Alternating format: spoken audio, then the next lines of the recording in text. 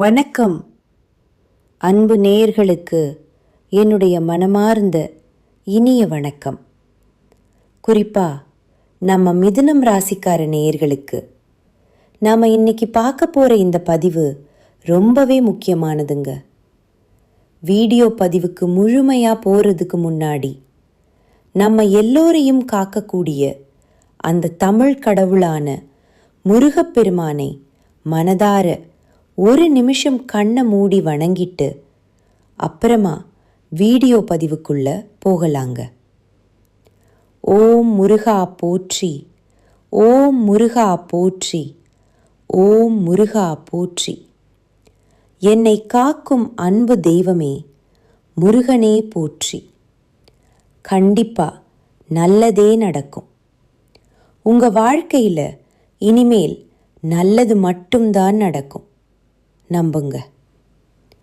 பொதுவாகவே நம்மளோட மிதுனம் ராசிக்காரங்க பார்க்கறதுக்கு ரொம்ப அழகாகவும் அதே நேரத்தில் ஒரு சிறந்த ஆளுமை குணம் கொண்டவங்களாகவும் இருப்பாங்க. இவங்களுடைய மிகப்பெரிய ப்ளஸ் என்ன தெரியுங்களா? இவங்க மற்றவர்களுடைய உணர்வுகளுக்கு எப்பவுமே ஒரு மதிப்பையும் மரியாதையையும் அளிக்கக்கூடியவங்களாக இருக்காங்க. அது மட்டும் இல்லாமல் தன்னுடைய சொந்த உழைப்பால் மட்டுமே வெற்றி பெறக்கூடியவங்களா இவங்க வாழ்ந்துக்கிட்டு இருக்காங்க. இவங்களை பொறுத்த வரைக்கும் நான் மட்டும் நல்லா இருக்கணும் அப்படிங்கிற அந்த சுயநலம் எல்லாம் துளி கூட கிடையாதுங்க. தன்னை சுற்றி இருக்கக்கூடிய எல்லோருமே தான் கூட இருக்கிற அத்தனை பேருமே நல்லா இருக்கணும் அப்படிங்கிற ஒரு உயர்ந்த பொதுநல குணத்தோட தாங்க இவங்க வாழ்ந்துக்கிட்டு இருக்காங்க. குறிப்பாக சொல்லணும்னா குறி விலகாத அம்பு போல தன்னுடைய குறிக்கோள் தவறாம நம்மளோட மிதுனம் ராசிக்காரங்க வாழ்ந்துக்கிட்டு வராங்க. இவ்வளவு அருமையான இவ்வளவு சிறப்பான நற்குணங்களை கொண்ட மிதுனம் ராசிக்கார அன்பர்களே, செல்லங்களே, எல்லாரும் நலமா இருக்கீங்களா? ஏங்கம்மா நீங்கள் வேற எங்களை பார்த்து இப்படி ஒரு கேள்வி கேட்குறீங்களே?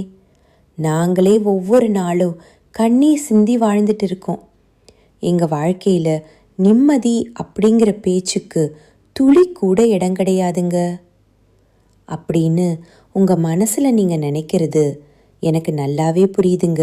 மிதுனம் ராசிக்காரர்களே, உங்களுடைய அந்த வலி எனக்கு புரியுது. ஆனால் கவலைப்படாதீங்க. உங்கள் வாழ்க்கையில் இருக்கக்கூடிய இந்த கஷ்டமான சூழ்நிலை எல்லாமே இனி வரக்கூடிய காலங்களில் பனி போல மறைய போகுதுங்க. உங்கள் வாழ்க்கையே இனி வரக்கூடிய காலங்களில் யாரும் எதிர்பார்க்காத அளவுக்கு ஒரு சொர்க்க வாழ்க்கையாக மாறப்போகுதுங்க. இது சத்தியம். இது நாள் வரைக்கும் உங்களை வேண்டாம்னு உதறி தள்ளிட்டு போன சொந்த பந்தங்கள் இருக்காங்க இல்லையா? அவங்க எல்லோருமே இனி வரக்கூடிய காலங்களில் நீங்கள் தான் வேணும்னு உங்களை தேடி வரப்போகிறாங்க. அதே போல் நீண்ட நாளாக திருமணம் ஆகாதவங்களுக்கு சீக்கிரமாகவே திருமண தடை நீங்கி உங்கள் மனசுக்கு பிடிச்ச உங்களுக்கேற்ற சரியான வாழ்க்கை துணையோடு திருமணம் நடக்க போகுது.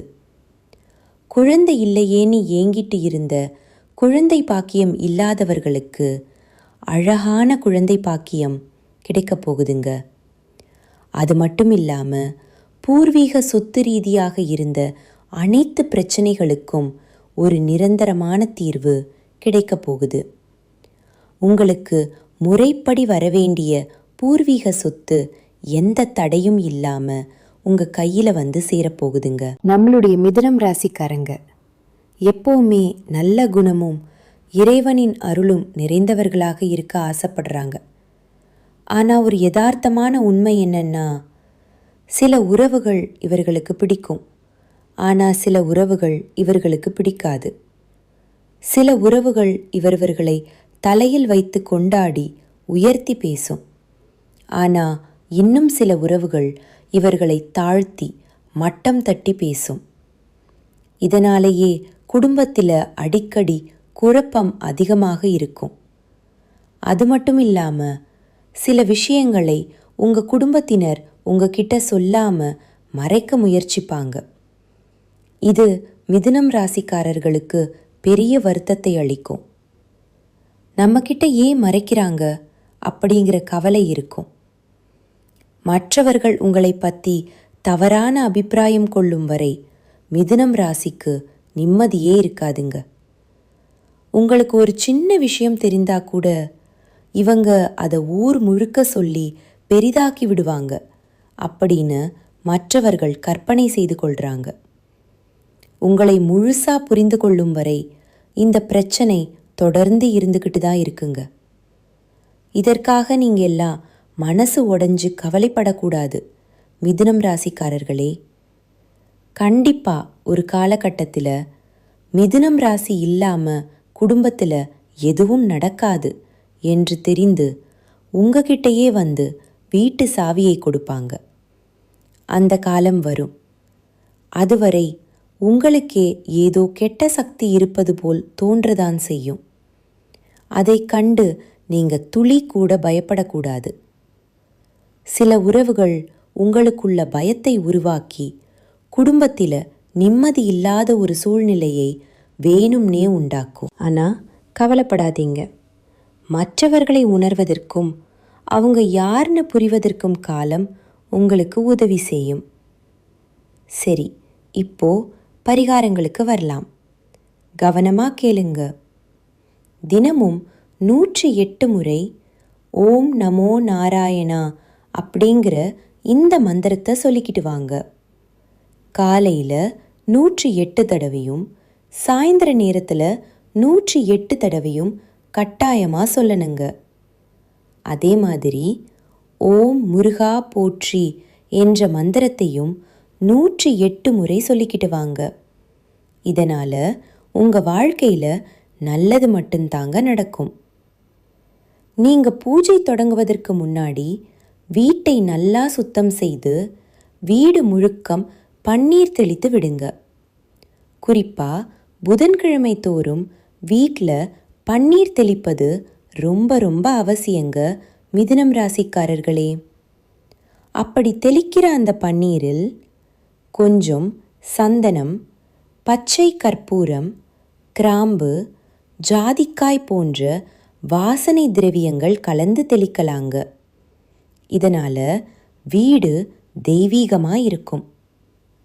புதன்கிழமை அன்னைக்கு பெருமாள் கோவிலுக்கு சென்று அங்கே இருக்கிற சக்கரத்தாழ்வார் சன்னதியில் சுதர்சன காயத்ரி மந்திரத்தை ஒரு 108 முறை சொல்லிட்டு வாங்க. உங்கள் வீட்டு வாசலில் நிலைப்படியில் ஒரு துளசி மாலை கட்டுங்க. ஒவ்வொரு புதன்கிழமையும் அந்த மாலையை மாற்றுங்க. பழைய மாலையை கால் படாத இடத்துல போட்டுருங்க. இதை தொடர்ந்து 7 வாரங்கள் நீங்கள் செஞ்சுக்கிட்டு வாங்க. இதனால் உங்கள் வீட்டில் இருக்கிற கெட்ட சக்திகள், துசக்திகள், பணத்தடை தொல்லைகள் எல்லாமே அடியோடு நீங்கிருங்க. அடுத்ததா கண் திருஷ்டி, எதிரிகள் தொல்லை, கோர்ட் கேஸ் பிரச்சனை, போலீஸ் ஸ்டேஷன் சம்பந்தமான விஷயங்கள் விலகணும்னா ஓம் ஸ்ரீ ஹரிஹரசுதன் நமகன் அப்படிங்கிற மந்திரத்தை 205 முறை சொல்லிக்கிட்டு வாங்க. அதே போல் சுவாமியே சரணம் ஐயப்பா என்ற மந்திரத்தை 108 முறை சொல்லிக்கிட்டு வாங்க. இதை நீங்கள் தினமும் சொல்லுங்க. நீங்கள் அறியாமல் செய்த பாவங்கள் எல்லாமே விலகி போயிடும். உங்கள் மனசு ரொம்ப சுத்தமாயிரும். வீட்டில் தினமும் ஒரு சின்ன தீபமாவது ஏற்றுக்குங்க. வீட்டை எப்போவுமே இருளாக விடாதீங்க. வீட்டு வாசனை பொருட்கள், அதாவது ஊதுவத்தி, சாம்பிராணி இருக்கிற மாதிரி பார்த்துக்கோங்க.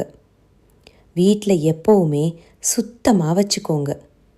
குறிப்பாக வீட்டில் இல்லை இல்லை என்ற வார்த்தையை அதிகமாக நீங்கள் பயன்படுத்தவே கூடாது. அதே போல் கெட்ட வார்த்தைகளை நீங்கள் பேசுவதை தவிர்ப்பது ரொம்பவும் நல்லதுங்க. அடுத்ததா ஒரு முக்கியமான பரிகாரம். வீட்டில் பசுமாடு இல்லைன்னா ஒரு கன்றுக்குட்டியை அழைத்து வந்து வீட்டு மத்திய பகுதியில் நிறுத்தி அந்த பசுவுக்கு பூஜை செய்யுங்க. பசுவுக்கு மஞ்சள் தடவி குங்குமம் வைத்து அழகான புடவை சாத்தி கழுத்தில் மாலை போடுங்க. கன்றுக்குட்டிக்கும் அதே மாதிரி புடவை சாத்துங்க. ஒரு நுனி வாழை இலையில் பச்சரிசி, வெல்லம், வாழைப்பழம் இதெல்லாம் கலந்து பிசைஞ்சு பசுமாட்டுக்கு கொடுங்க.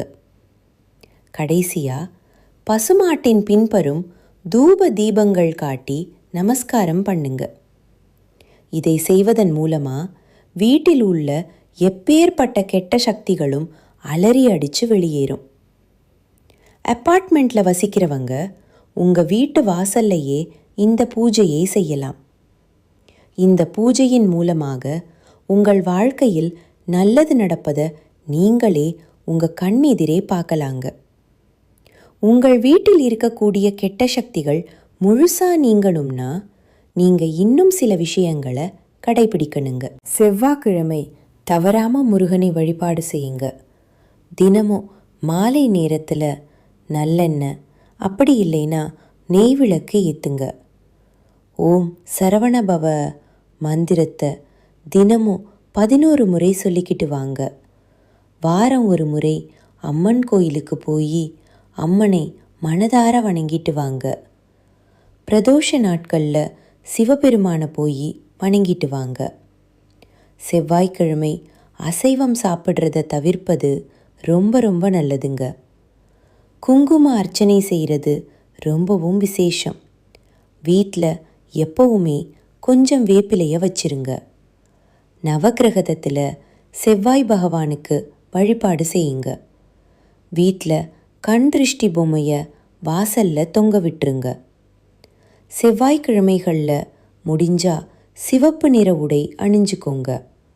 நெற்றியில் எப்பவுமே குங்குமம், சந்தனம் வச்சுக்கோங்க. வலது கையில் செம்பு காப்பு போட்டுக்கோங்க. வாரத்துக்கு ஒரு முறை கடுகு, உப்பு வச்சு திருஷ்டி சுத்தி போட்டுக்கோங்க. வீட்டை தினமும் சுத்தமாக வச்சுக்கோங்க. உடைந்த கண்ணாடி, உபயோகிக்காத பழைய பொருட்களை தயவு செஞ்சு அகற்றிருங்க. நீங்கள் வெளியே போகிறதுக்கு முன்னாடி உங்கள் இஷ்ட தெய்வத்தை மனசில் நினச்சிட்டு வெளியில் கிளம்புங்க. சரியான நேரத்தில் உறங்குற நேரத்தில் உறங்குங்க. காலையில் வெறும் வயிற்றில் வெதுவெதுப்பான வெந்நீர் குடிங்க. வாரத்துக்கு ஒரு நாள் எண்ணெய் தேய்த்து தலைக்கு குளிங்க. உங்கள் கோபத்தை கட்டுப்பாடோடு வச்சுக்கோங்க. தேவையில்லாமல் யார்கிட்டையும் பெருமை பேசாமல் இருக்கிறது ரொம்பவும் நல்லதுங்க. எல்லோர்கிட்டையும் உங்கள் குடும்ப ரகசியத்தை பகிரக்கூடாதுங்க. மனம் கலங்கும்போது வார்த்தையை விடாமல் மௌனமாக இருந்துக்கோங்க. தினமும் குறைஞ்சது ஒரு 5 நிமிஷமாவது தியானம் பண்ணுங்க. தீய வார்த்தைகளை பேசுகிறத தவிர்த்துருங்க. எதிர்மறை எண்ணங்கள் கொண்ட மனிதர்களிடமிருந்து முடிஞ்ச வரைக்கும் தூரமாக இருந்துக்கோங்க. பொறாமை, கோபத்தை குறைச்சிக்கோங்க. பிறரை மதித்து பேசுங்க. தினமும் நன்றி சொல்லும் பழக்கத்தை வச்சுக்கோங்க. செவ்வாய்க்கிழமை சுண்டல், பச்சை பயிரை தானமாக கொடுங்க. ஏழைகளுக்கு உணவு வழங்குங்க. பொன்னாங்கண்ணி கீரை, அகத்திக்கீரையை உங்களுடைய உணவில் அடிக்கடி சேர்த்திக்கோங்க. காரம் அதிகமாக சாப்பிடாதீங்க. காரத்தை தவிர்த்துக்கோங்க. வாரத்துக்கு ஒரு நாள் பழம் மட்டும் சாப்பிடுங்க. வெல்லம் கலந்த நீரை தினமும் குடிங்க. சிவப்பு பூ யாருக்காவது தானமாக கொடுங்க. வீட்டில் தினமும் விளக்கு முன் 1 டம்ளர் நீர் வச்சிருங்க. எலுமிச்சை, மிளகாய் வார ஒரு முறை மாற்றுங்க. இரவு தூங்கிறதுக்கு முன்னாடி இஷ்ட தெய்வத்தை நினைத்து பிரார்த்தனை பண்ணிட்டு நிம்மதியாக தூங்குங்க. செவ்வாய்க்கிழமை மாலை நேரத்தில் நீங்கள் செய்யக்கூடிய ஒரு சிறப்பு பரிகாரம் என்னன்னு பார்க்கலாம். ஒரு எலுமிச்சை, 2 கிராம், 1 பச்சை மிளகாய். இதை வாசலில் வச்சு விளக்கு ஏற்றி முருகனை மனதில் நினைத்து வேண்டிக்கோங்க. உங்கள் வீட்டில் இருக்கக்கூடிய கெட்ட சக்திகள் எல்லாமே விலகி போயிடும். உங்களுடைய குடும்பத்தில் நல்லது தாங்க நடக்கும். உங்கள் வீட்டில் தீய சக்திகள் இருந்தா நீங்க வீட்டில் என்னென்ன புகைப்படங்களை வைக்கலாம் அப்படிங்கிறத பற்றி இப்போ தெளிவாக தெரிஞ்சுக்கலாங்க. முதல்ல காஞ்சி காமாட்சி அம்மன். தீய சக்திகளை அழிக்கக்கூடிய அபாரமான சக்தி இந்த தெய்வத்துக்கு இருக்கு. இது வீட்டில் தைரியம், பாதுகாப்பு தரக்கூடியதா இருக்கும். அடுத்தது காளி, பத்ரகாளி. கெட்ட சக்திகள் கண் திருஷ்டியை விளக்க இது ரொம்பவே உதவுது. பயம், தடைகளை நீக்க இது உதவும். அடுத்து மகாவிஷ்ணு. இவர் மன அமைதி, பாதுகாப்பு தரக்கூடிய தெய்வம். உங்கள் எதிர்மறை எண்ணங்களை குறைக்கிறதுக்கு இந்த தெய்வம் உங்களுக்கு பாதுகாப்பாக இருக்கும். அப்புறம் நம்ம ஆஞ்சநேயர். தீய ஆவிகள் பயம் விலக நம்மளுக்கு ஆஞ்சநேயர் எப்பவும் துணையாக இருப்பார். வீட்டை காக்கக்கூடிய காவல் தெய்வமாக இவர் இருப்பார். பைரவர். இவர் இரவு நேர எதிர்மறை சக்திகளை விளக்கக்கூடியவராயிருக்காரு. வீட்டு சுற்றுப்புற பாதுகாப்புக்கு பைரவர் ரொம்பவே பாதுகாப்பாக இருப்பார். நரசிம்மர். தீய சக்திகளை முற்றிலும் அழிக்கக்கூடிய சக்தி இவருக்கு இருக்கு. சக்தி வாய்ந்த பாதுகாப்பு தெய்வமா இவர் இருக்காரு. சாய்பாபா. இவர் மன அமைதியை அளிக்கக்கூடிய தெய்வமாயிருக்காரு. தீய எண்ணங்கள், கவலைகளை விளக்க இவர் உங்களுக்கு துணையாக இருப்பாருங்க. வடகிழக்கு மூலையில் நீங்கள் இந்த தெய்வ புகைப்படங்களை தாராளமாக வைக்கலாங்க. அப்படி இல்லைன்னா கிழக்கு அல்லது வடக்கு சுவர் இருக்கிற இடத்துல நீங்கள் தெய்வ புகைப்படங்களை வச்சிங்கன்னா தெய்வ அருள் முழுமையாக உங்களுக்கு கிடைக்குங்க. கண்டிப்பாக நல்லதே நடக்கும். நல்லது மட்டும்தான் நடக்கும். நன்றி, வணக்கம்.